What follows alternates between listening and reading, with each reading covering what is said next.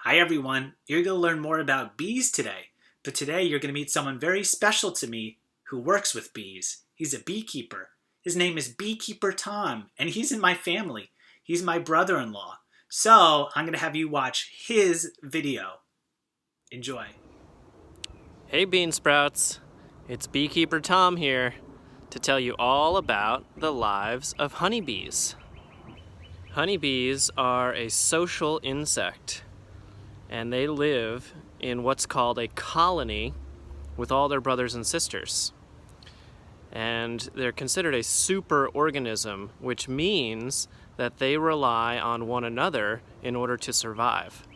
So they can't live on their own. They have to have their brothers and sisters and Queen Mother to survive. So let's go ahead and flip this around and take a look at an active bee colony. So here we can see the entrance to an active honeybee colony. There's actually two right next to each other. So you can see the bees are coming and going and doing their work. Inside a hive, there can be as many as 50,000 individual honeybees, and they all work together to gather pollen and nectar, which is their food source. It's what they eat. And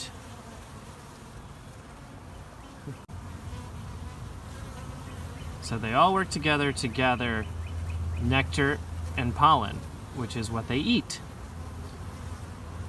Pollen and nectar are produced by flowers, and the bees visit the flowers to collect the pollen and nectar and bring it back to their colony.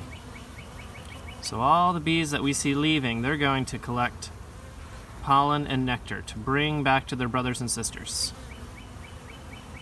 So inside these boxes is where they live.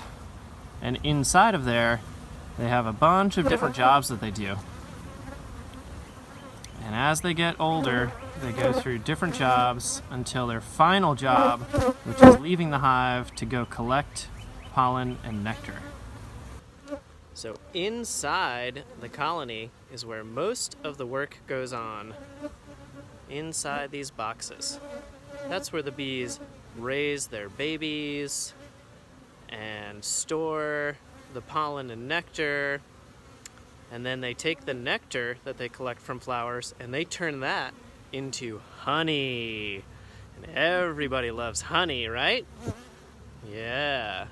So inside the colony is where most of the bees stay, and they're doing all the work of the hive, and about 20% or so of the population of bees are out gathering nectar and pollen and searching for new sources of nectar and pollen. Thank you, Beekeeper Tom, for teaching us about the honeybee. Honeybees create honey for us to eat. That's so cool. I had honey on my yogurt this morning. What do you use honey for? I have another question for you all. How do bees communicate with each other? Do they talk to each other like we do? We'll learn more about that in the days ahead. Have a great day.